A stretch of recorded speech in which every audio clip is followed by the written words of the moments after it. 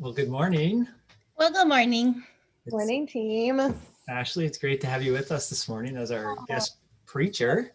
So glad to be with you all. Thanks for the invitation. Yeah. What a week, y'all. What a week! What a week. What a week. What a year. What a 4 years. What a time. What a time. Hey, I wonder, Ashley, if you might just tell our people as they come in, just really briefly, what it is you're up to at the UUA and some of the work you've been doing. Yeah. Well, first of all, hi, First Universalist. So good to be with you. I know many of you, but for those of you who don't know me, I am the Reverend Ashley Horan. I am one of your affiliated community ministers at First Universalist. And I serve our Unitarian Universalist Association as the organizing strategy director, which means that I hold the outward-facing justice ministries of our association. So Side with Love, You the Vote, Love Resists, climate justice, multicultural, LGBTQ stuff. That's all the amazing team of folks that I get to work with. And so you can imagine this is a busy season for us over, particularly at You the Vote. I just I want to vomit my love for my people everywhere right now because they're so amazing. You the Vote got started this year, and this week, we are going to hit 3 million contacts with voters across the country. And, you know, we've probably got about 4,500 active volunteers doing calls, phone banks, texting, election protection, all kinds of stuff. Probably about 450 congregations across the country. Now, keep in mind, we've got about 1,000 UU congregations. So a good half of our folks are actively involved. And when we say actively, that means they've got teams like First Universalist doing coordinated efforts. We've sent, now you ready for some really fun stats? We've sent 1,115,594 million letters and postcards. We have made more than 600,000 calls to voters. So probably that looks like, you know, you don't always get everybody, but that's more than 50,000 voice-to-voice conversations with folks about our values showing up in the world. You know, 5,000 plus voter registrations that we can document, all that kind of stuff. So the numbers are great. I also know that we are, you know, our folks are showing up knowing that we're headed into a pretty turbulent time in the post-election day period. And so this morning, the New York Times ran a beautiful article about our election defender squad in Ohio, featuring my colleague, Joan Van Beesler, who's a minister, she runs the UU Justice Ohio network. And the ways that we've been coordinating with organizations like the Frontline to make sure that we're counting every vote, that we're helping people have an unintimidated experience of voting. Our folks are on fire, y'all, and I am proud of our people. Yeah, so I'll stop there, but man, that is so great. Thank you just for that inspirational bit about the work you're doing and so many other UUs around the country that are involved with this work. I wonder, I'll mention this in the words of welcome, and we'll get started here in a second, but I wonder as I start the welcome, if you could just throw that information about the UU the Vote and the phone banking this afternoon that's happening, is kind of these last pushes to get every single person out there to have that contact. That would be awesome. So we're going to get started with our worship service this morning. Good morning and welcome to everyone. I'm Reverend Justin Schroeder, one of the ministers at First Universalist Church. So glad you're joining us. I know many of you have already said hello and let us know where you're coming in from to this Zoom room. But if you haven't yet, we'd love for you to say hello in the chat box and let us know where you're joining us from. In these days of uncertainty and not knowing what's next, there are some things we do know. We know that no matter what happens on Tuesday and what we do or do not know about the outcome of the election in the days to come, we know that we will gather again as a body for worship. We will do that Wednesday evening. We will do that Sunday morning. We know that we will bring our hearts and our minds and our bodies back into this space together. We will reform this community committed to welcoming and affirming and protecting the light in each human heart. This community committed to listening deeply to where love is calling us next. And we will reform this community that strives with humility and courage and compassion to create a more just world. We know we will come back together to reform this community that is committed to racial justice. This is who we are, and this is what we do together. So if you'd like to learn more about who we are, if you've been here a couple of Sundays with us in this Zoom worship experience, we're offering our first step class right after the service today. It's a 40-minute overview and orientation of the church and ways you can be involved. We hope it's the first of many steps that you will take with us as you deepen your faith life and journey with us as we give, receive, and grow together.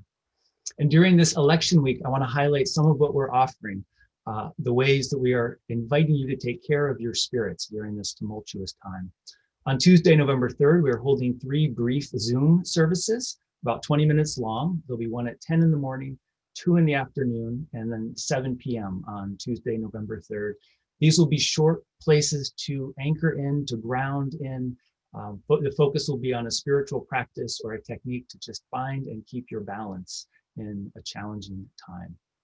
And then on Wednesday, November 4th, we'll have ministers of the church available in a drop-in Zoom room from 11 in the morning to 7 that evening, just available to meet with anyone during the day. And then that evening, we'll have our Wednesday worship service at 7 p.m. On Thursday, 7 p.m., the Unitarian Universalist Association is hosting an online vigil. This will be led by the president of the Unitarian Universalist Association, Reverend Susan Frederick Gray, and Dr. Glenn Thomas Rideout. They will hold that space on Thursday at 7 p.m. Following the service today, we have a fellowship hour for folks of all identities and a fellowship hour for Black, Indigenous, and people of color. Also, after the service, our UU The Vote group is holding their final meeting before the election. I think Ashley probably put this in the chat box, but Moose Jaw, the Minnesota Unitarian Universalist Social Justice Alliance, they are hosting UU The Vote phone banks today and tomorrow, and they're looking for as many volunteers as possible. Moose Jaw will be calling voters from 12 to 6 today, and there will be some special guests as a part of those phone banks. The Reverend Meg Riley, who's the co-moderator of the UUA Board of Trustees, and the Reverends Jan and Rob Eller Isaacs will be a part of those phone banks. They'll be joining at 3 p.m. So I think that information just went in the chat box again, if you're interested in this last effort to connect with every single voter and really put our hearts and values in play for this election. At 11:30 after the service, our meditation group is meeting. And I also want to let you know if this service, if this time we're in, if it's just stirring up big feelings in you and you'd like to talk with someone, you can certainly reach out to a minister. And then following the service, we have our pastoral care visitors available for private one-on-one conversations in Zoom rooms. Ann McBean and Hannah Mitchell are available for a private one-on-one following the service.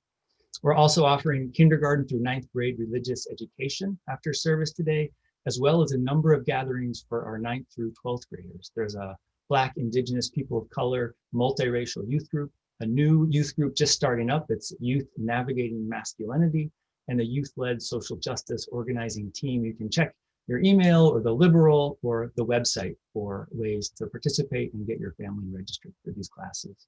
I'm really delighted Ashley is joining us today as our guest preacher.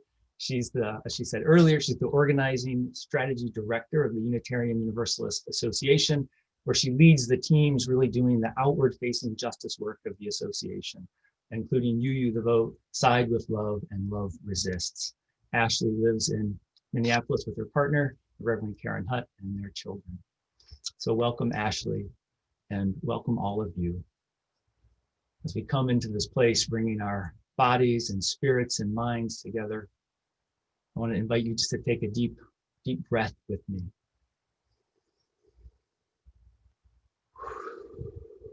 And exhale. That may be the work for the days to come, of just finding that presence to exhale.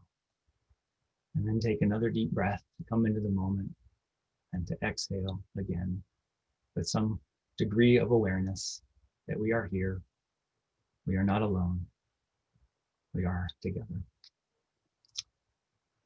So as we prepare for worship and we let our bodies settle into this time in this place, we'll begin our service with the chalice lighting by Canute and Harriet.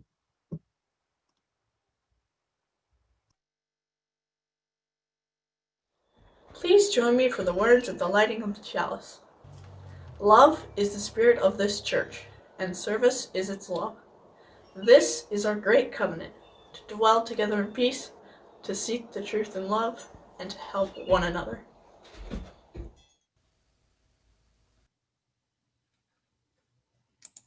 Good morning. Hello, friends, especially younger friends. So happy to be with you here today.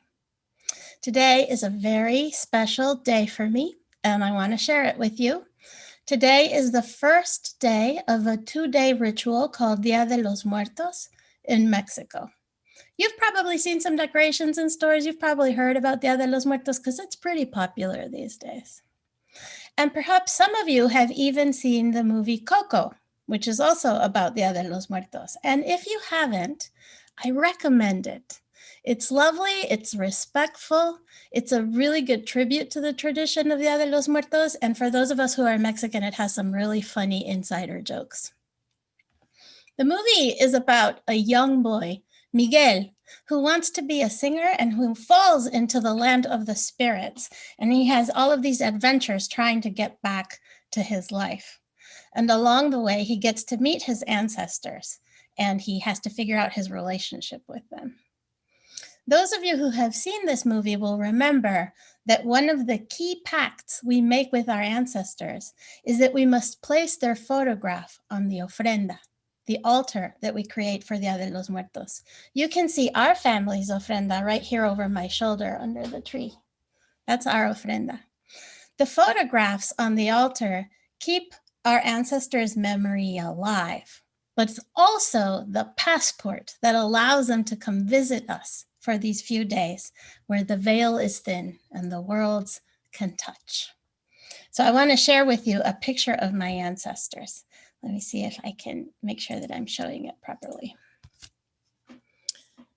These are also my ancestors. And do you see that tiny little girl right in the middle of the picture holding her aunt's hand with a big flower on her head? That's my mom. These are all my tías and tíos and abuelo and abuela and bisabuela. These are all my people. And this picture will go back on the altar when I am done sharing this story with you. It's really important for me to name and to remember my ancestors. When I think of my grandparents, for example, I think of the great joy and pride that they had in me. Maybe some of you also have a grandparent that puffs up like a bird. So it's really proud when you walk in the room. They're just so happy to see you. Or maybe you have an uncle or an aunt or a family member that can't take enough pictures of you, is always chasing you with their phone. You know what I'm talking about? It's really nice to feel so loved. And it's also true that it can also be a little embarrassing. That's also true. But I also want to name that sometimes our relationship to our ancestors can also be a little more complicated. Sometimes our relationships can even be difficult. Some of us don't know our lineage. We don't know who our people are. Some of us were adopted transracially or transnationally. Some of us feel like we can't be ourselves with our families. They don't understand us. Some of us have parents who left their families of origin as a choice to heal and thrive away from difficult or abusive environments. Some of us are embarrassed that our ancestors were not on the side of love because they owned slaves or made their fortunes by stealing from indigenous peoples. Some of us have been taught to be ashamed about our ancestors. How do we deal with this? I say we deal with this with imagination. Our ancestors don't only have to be the parents of our parents. Our ancestors can also be the people that we look up to because they fought for what was right. If you have a challenge with mental illness, for example, then your ancestors are the people who asked for help and survived and found a way to take care of themselves. If you are queer, your ancestors are the people that found ways to make a family and live their love before marriage equality. So when things get hard or scary, like they have been for the past few weeks and months, it's good to remember that our ancestors made it through hard and scary times too. When we don't know what happens next, it's good to remember that our ancestors had times of uncertainty and worry too. Both our genetic ancestors and our spiritual ancestors worked through some tough stuff. They made it. We will make it too. And We are also someone's ancestor. One day, someone will remember us and talk about the good things that we did and the good trouble that we got into. We can continue the resilience and survival of our ancestors. We can do the work that our ancestors didn't do. Let's remember that. Let's stay focused on what legacy we want to leave behind. Let's remember that we are a part of a long line of people who have been bending the arc toward justice, and we're going to keep doing that no matter what. Okay, now we're going to sing. And this song is going to help us connect to our ancestors even more. Now, the recording that we're about to share is actually of me singing with Aliana and Sofia, which is really funny. And we're going to sing a song called Gathered Here. I'm going to paste and copy the words in the chat in case you don't know them. There we go. And I would really love for you to sing along with us. And even if you want to sing maybe a round, because we're going to sing it 3 times. But before we start singing, I'm going to invite us to try something a little bit different. I'm going to ask us to use this song as the beginning of our time of prayer. Because this song is a prayer. It's a call to Spirit to come be with us. So before we actually start singing, I'm going to ask you to take a few moments to center and to breathe, just like we always do when we're getting ready to pray. I invite you to breathe in peace and breathe out love.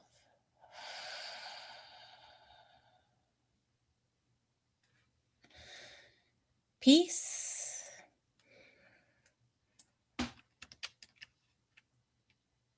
Love.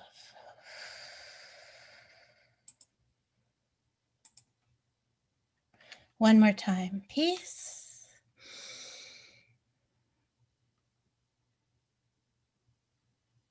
Love.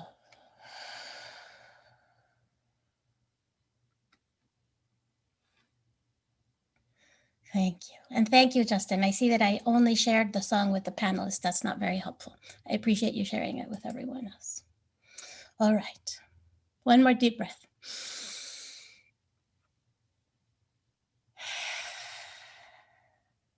Spirit of life and love, we call on you to be with us here now. Ancestors, be with us here today. We sing you here with us. Let us begin.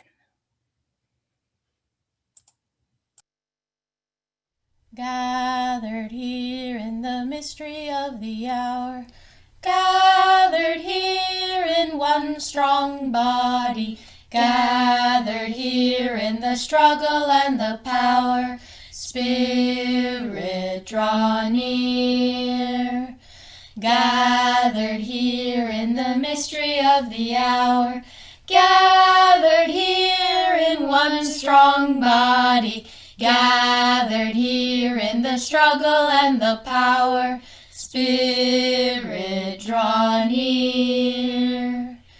Gathered here in the mystery of the hour, gathered here in one strong body, gathered here in the struggle and the power, Spirit, draw near. Spirit, draw near. Spirit, draw near.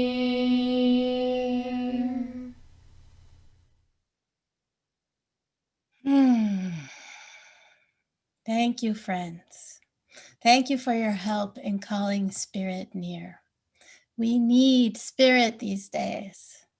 This is a time of change and uncertainty and potential turmoil. We have been working our way through this pandemic and toward Tuesday, the day of the election, one of the most important elections of our lifetimes. We are holding so much. Our lives are complicated and sometimes challenging. Spirit of life, Spirit of love, beloved ancestors, stay with us now. Make yourselves felt in our hearts and our souls, that we may be comforted with your presence. Dear ancestors, join the cloud of witnesses that is this community of communities at First Universalist. Be with us. As we do every week when we are together, let us take the time now to share with each other. We will begin by sharing our challenges and sorrows. Valerie Garber had gallbladder surgery earlier this week, and she appreciates your well wishes and positive thoughts. Today, I'm also very sad to say that we're holding Seth Anderson Matz and his family in love as they mourn the death of Seth's father, Carl. Though he was living with ALS, his decline and passing yesterday was unexpected. Today, we light a candle in memory of Carl Matz.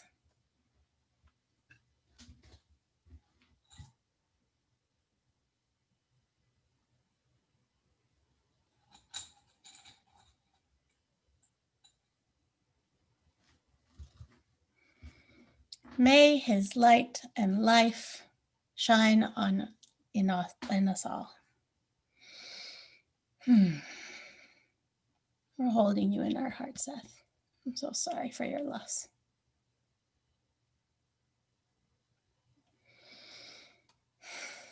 So let us lean into the community of communities so that we can share our collective hurts and struggles.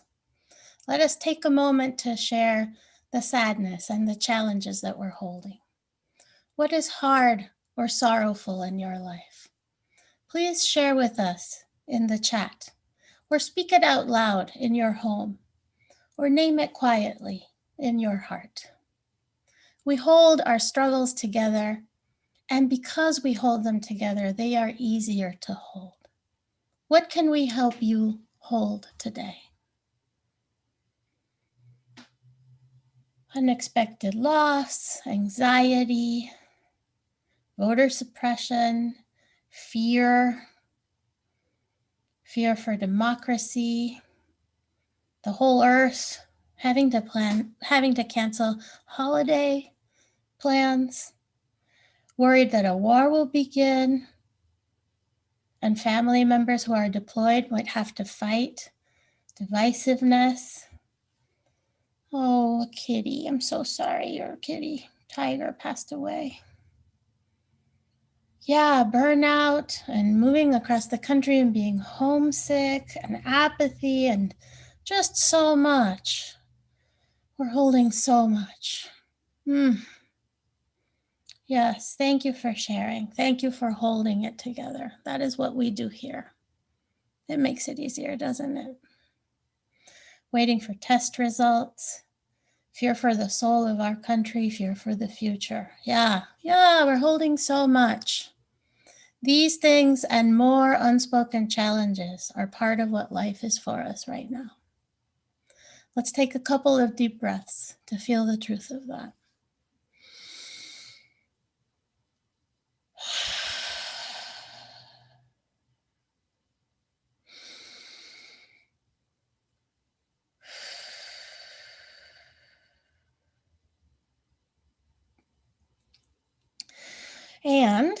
And let us also turn to joy.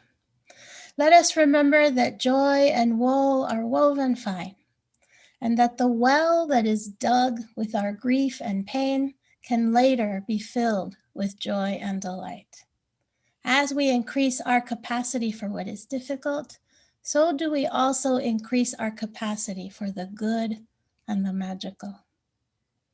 I will start by sharing the good news that Cheryl and Scott Smith welcomed a new grandson, Arthur Smith Pitt, on October 16th. That is good news. Congratulations, Cheryl and Scott. What is good and magical for you today, friends? I will also share a personal story of joy, and that is that I wore Halloween costumes all week this past week, and it was so much fun. And I'm going to do that every week before Halloween for the rest of my life, because that was really great. What's going well for you? I want to see the good news in the chat, please. A new episode of The Mandalorian. Yes. Hugs. Justin, your family's home. Yes. A cat is purring. Deep friendships. Children conceiving, constructing, and donning their own Halloween costumes. Yes. Playing Windspan. DJs and Zooming. Oh my gosh, it's going so fast. I can't read all of this. Music. Great costumes. Grad program is going well. Seeing grandma. Oh, I really can't read all of these. 60 degrees, crafting, took a camera out, got out of depression. That's awesome. That's really great. The trolleys brought home a newborn Ignatius. Yes, baby. Congratulations, trolleys. Lunch with the former boss. A 75-year-old dad in unicorn costume. Yes, that is how we do it, people. Good job. Good job, Dad. Good health care and support. We're grateful for that. Grandsons. Pets. Oh, so good. Church. Yes, church gives me joy too. All the kitties and the dogs and the grandchildren and all the good things. That's so great. Thank you. Thank you, friends. All the effort going into protecting the vote. Yes, the weather. To know that we'll have touchstones on Tuesday. Yeah, we're going to have some spaces, and that will be really good to be connected. Thank you. I appreciate gratitude for the poll workers. Absolutely. Thank you for your truths. Thank you for being vulnerable together. It is no small thing in these times to open up to prayer and to share what is real in our lives. Thank you for strengthening our community by sharing of yourselves. Holding it all together, we pray. May the grip of addiction be loosened. May the weight of oppression be lightened. May grief be shared. May joy break through. And may love make every suffering bearable for us all. Amen. Que así sea. Please join me now in singing Spirit of Life along with Madeline and Nadia Bierbaum. Let us sing.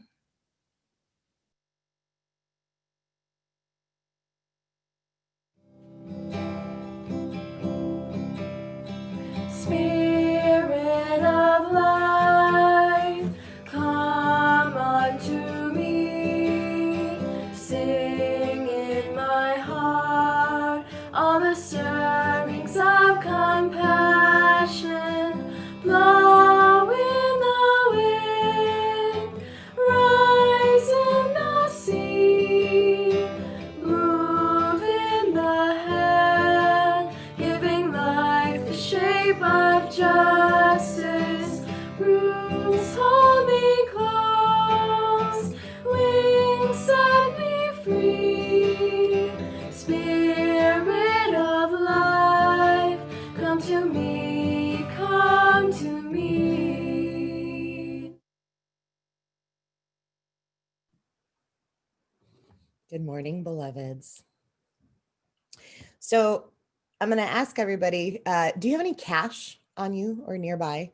Now, I'm an older millennial myself, so you know this doesn't come naturally to me, but I dug in my purse, and this is not a rhetorical question. So if you can go in your little cup holder of paper clips or in your wallet that's right by you and grab a coin or a bill, whatever denomination, doesn't matter, and take it and take a look at it.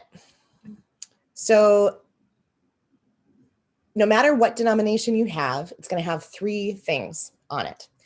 You're going to see how much it's worth. Here, this is my quarter, and it says it's a $quarter, right?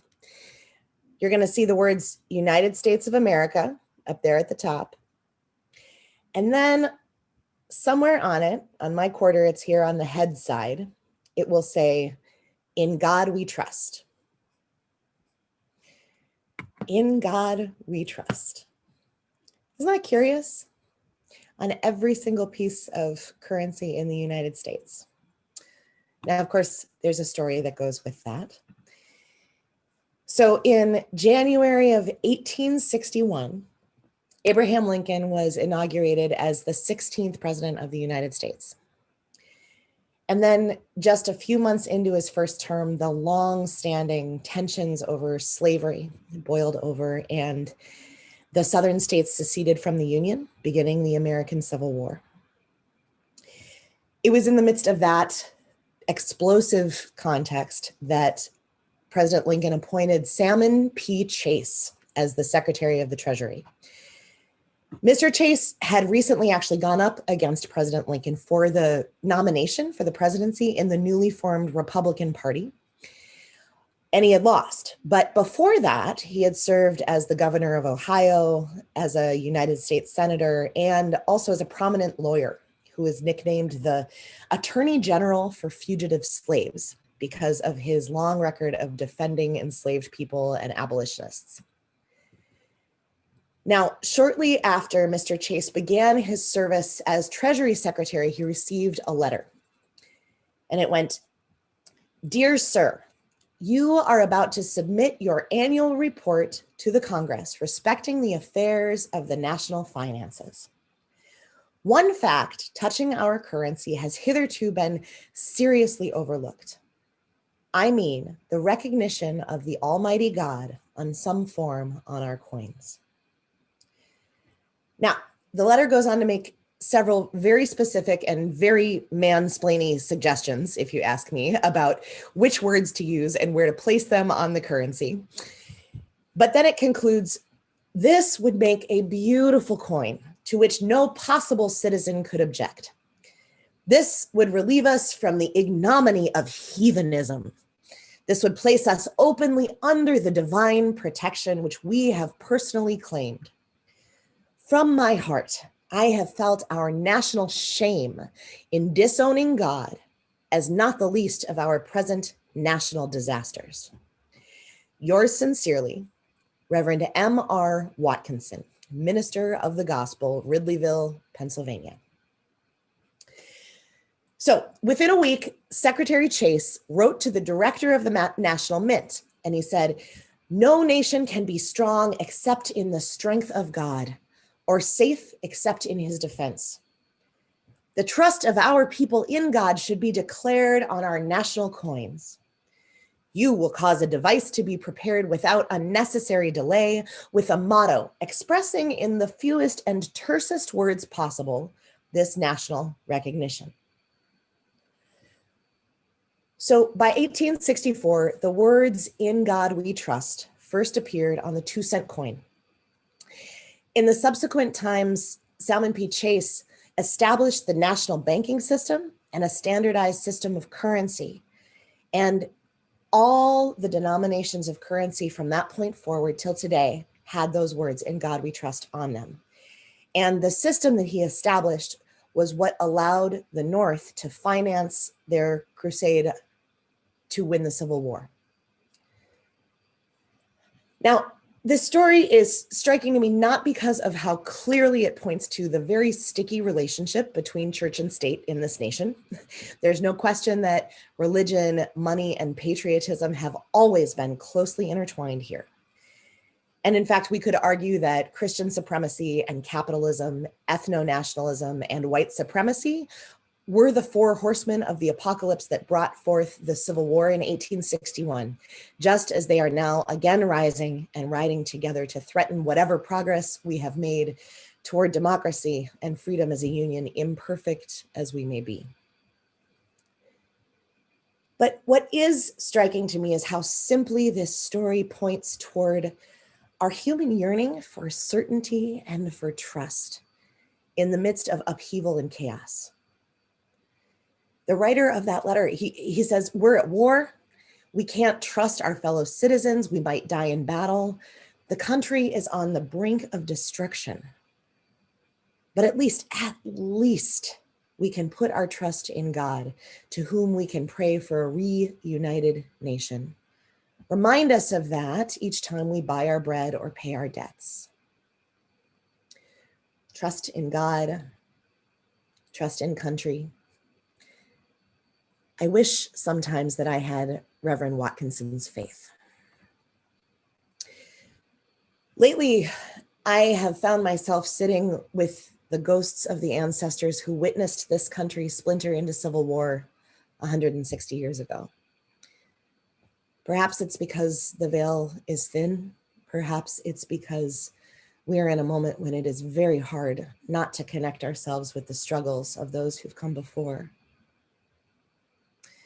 But as I sit with these ghosts in quiet company together, ghost and flesh on the front porch of prayer and imagination, we sip our tea.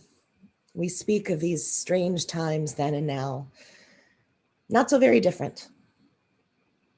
We talk of the many whose bodies were and are shackled and coerced into labor, and the few who profit from the sweat off their backs.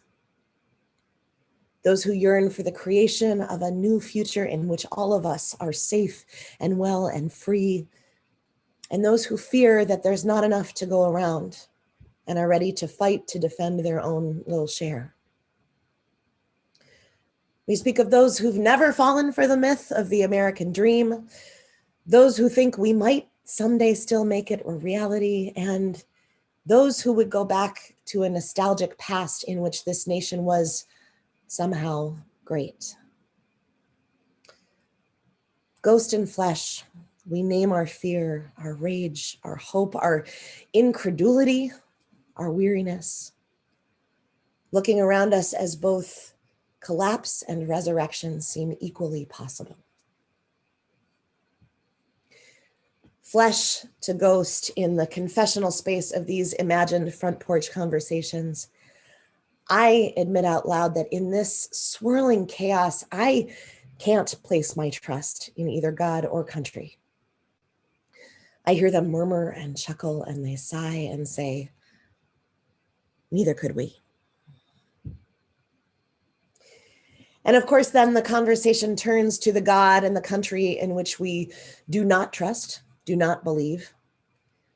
That God who intervenes in history to shape the course of our lives and who elects some for death and some for survival, who promises us rewards in another world in exchange for quietly tolerating the pain and the brokenness of this one. We speak of not believing in this country that is strong and proud, armed to the teeth and convinced of its superior might, that separates itself with borders drawn by long dead men. These fantasies, we agree, are frail and deceptive. To trust in them is to beg for betrayal.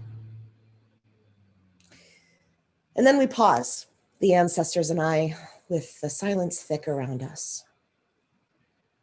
The next part we know is more difficult. The part where we name the country, the God in which we do believe, in which we do trust. Last week, I was talking with a beloved friend of mine planning for this national vigil that Justin mentioned earlier that the Unitarian Universalist Association is planning for the Thursday right after the election, whatever's happening in that moment. And as my friend and I talked about who would likely be watching, how people might be doing, he asked me, Ashley, can we have a conversation between a Black person and a white person now? And he said, because in order to minister to a predominantly white faith that night, I need to understand more about what it's like to be surprised that democracy is fragile, or that the American people could elect a tyrant twice and just go about their business. He said, unlike so many of y'all, I've inherited a generations old skepticism of the state, and resiliency is my birthright and it lives in my bones. I am old money here. I know that some of you bring that same old money inheritance. And we can hold both grief and gratitude for that legacy that you bear because we know that it was wrought in both trauma and joyful survival. For those of us who don't come from this kind of hard-won lineage, though, a lineage that would better equip us for times such as these. There is so much to learn right now. There's an old spiritual that goes, I'm gonna trust in the Lord. I'm gonna trust in the Lord. I'm gonna trust in the Lord till I die. It's a common one. It's one sung in hundreds of Black churches around the country still today. And the God of that hymn, my old money beloveds have helped me to understand, is not the God that the ghosts of my imagination and I have disavowed either. Rather, the God of that hymn is the life force of survival that births new life and tenacious joy into the world, even in the face of death. The spirit of resistance that animates revolution in the hearts of those whom the forces of domination would squash and sweep away. The unbreakable threads of love binding communities together in practices of healing and abundance and mutual protection as a defiant rejection of scarcity and isolation. But the hymn doesn't end with, I'm going to trust in the Lord. I'm going to watch, fight and pray. I'm going to watch, fight and pray. Second verse.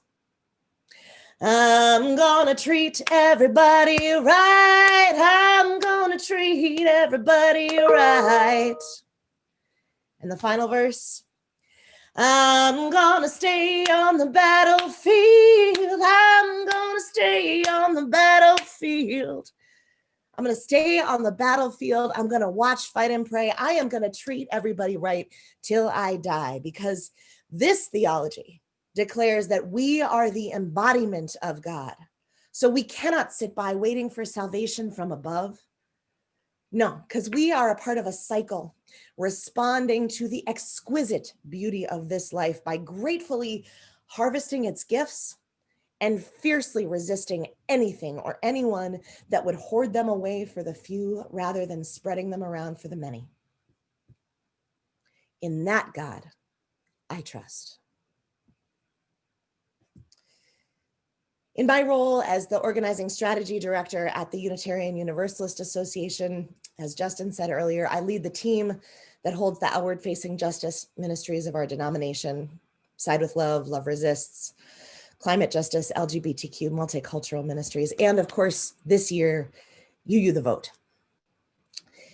And as we barrel toward November 3rd, I'm in daily conversations about what we can do to preserve democracy, to protect one another, to be of use if there is massive chaos or uprising or violence in the wake of the elections and in the midst of an ongoing and unmitigated pandemic. Among the folks I'm talking with, there is a common thread of apprehension, of fear and anxiety, because the stakes, we all know, are unbearably high. But I'm seeing what I think is a groundswell, a new leaning into practices of risk and courage and deep mutual care. Even and maybe especially among those of us who do not come from the old money lineages of resistance and resiliency. I'm witnessing a deepening trust in one another and in the God of connection, of liberation, and of hope. I was born and raised Unitarian Universalist. I grew up at Unity Church right across the river.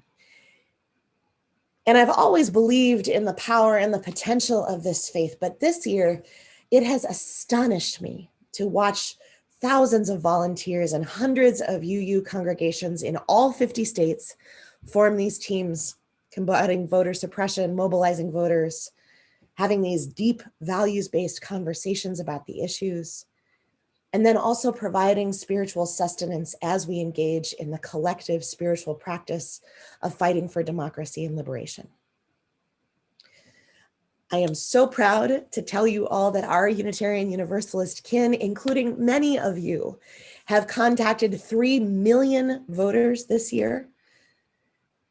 We have hundreds of volunteers, nearly 5,000 volunteers across the country who are actively participating. We've got almost half of our UU congregations designating teams of people who are doing this work. We've got folks already highlighted in the New York Times this morning, showing up to defend democracy at the polls, to make sure everybody can vote safely and without intimidation, and refusing to stop acting until all of the votes are counted after this election, no matter how long it takes. Over these months, I've watched as our people have shown up at city council meetings in Phoenix and Minneapolis and 100 other places, testifying that the police will never really keep us safe and that we must invest in real structures of accountability and protection that serve all of the people. I've talked with our congregations in Louisville and Chicago and Kenosha and Rochester, New York, who have opened their buildings to provide sanctuary to protesters and organized spaces for medics fleeing state violence, demanding justice for their communities. I've witnessed Unitarian Universalists proactively mapping the assets of our congregations, ready to leverage our human and financial and infrastructural resources so that we can show up ready and grounded to say a nimble yes and offer what we have to give with courage and generosity, whatever may come our way in the weeks ahead. I don't know what's coming down the pike in these next days and weeks, my friends. Like you, I am sitting with real trepidation about what might happen, and fear and hope are my companions in equal measure. But as I imagine the next iteration of that porch chat with the ancestors, surveying all that might be and all that has been, I can declare that I trust in the God incarnated by our submerging in the task, by our watching and fighting and praying with and for one another. I trust in the God who births and is born of our shared struggle to be free and to thrive, each and every single one of us. I trust in the God who sustains and demands our commitment to forging from the rubble of everything our nation has failed to do a more perfect union. May we all find and name that spirit in which we place our deepest trust. May we be moved by the expansiveness of its invitation to loyalty, to work that is real in these times that demand our courage and our collective action. And in our saying yes, in our showing up, in our finding our roles, our being of use, may we feel ourselves more tightly bound to one another, more trusting and more trustworthy because we are in it together. May it be so. Blessed be Ashe and Amen. Ashley, thank you. Thank you for such good words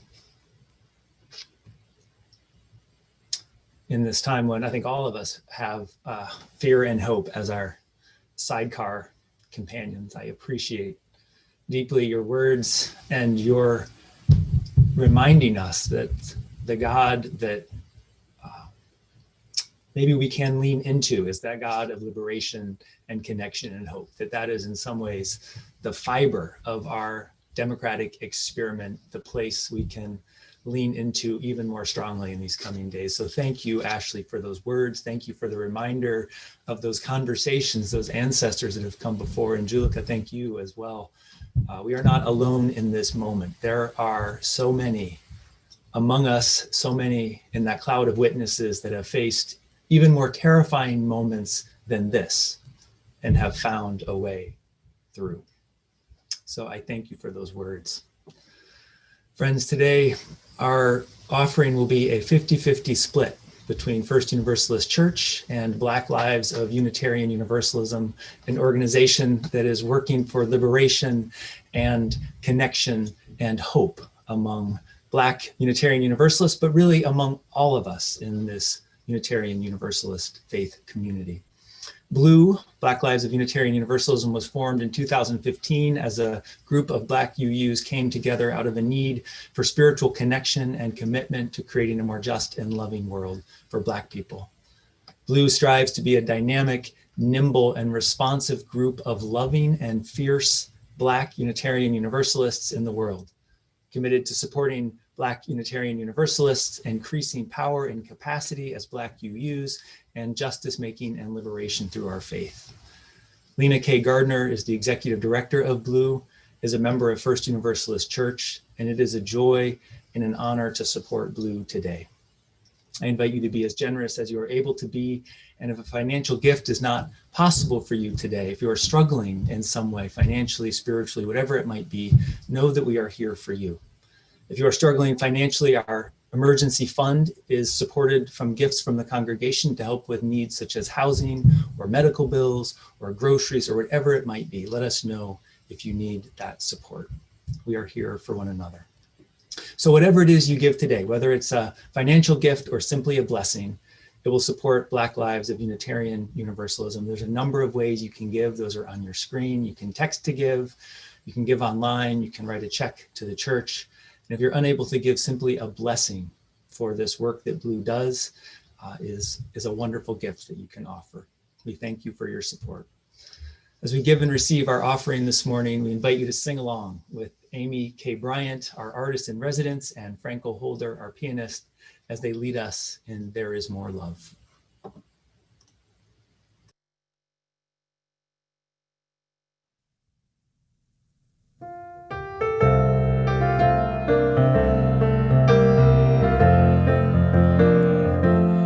There is more love somewhere. There is more love somewhere. I'm gonna keep on till I find it. There is more love somewhere. There is more hope somewhere. There is more hope somewhere. I'm gonna keep on till I find it. There is more hope somewhere. There is more peace somewhere. There is more peace somewhere. I'm gonna keep on till I find it. There is more peace somewhere. There is more joy somewhere. There is more joy somewhere. I'm gonna keep on till I find it. There is more peace, joy somewhere.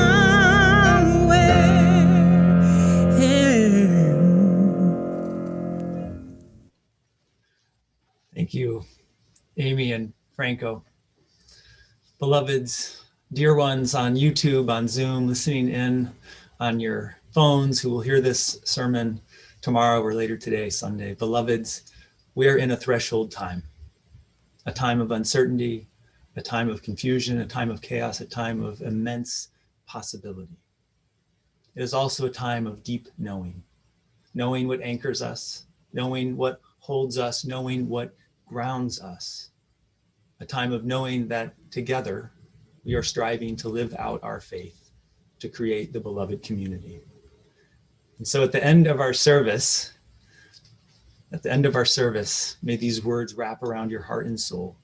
May you be blessed, and may you be a blessing. Amen.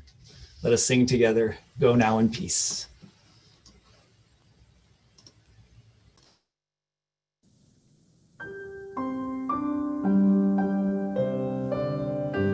Go now in peace, go now in peace. May the spirit of love surround you everywhere, everywhere you may go.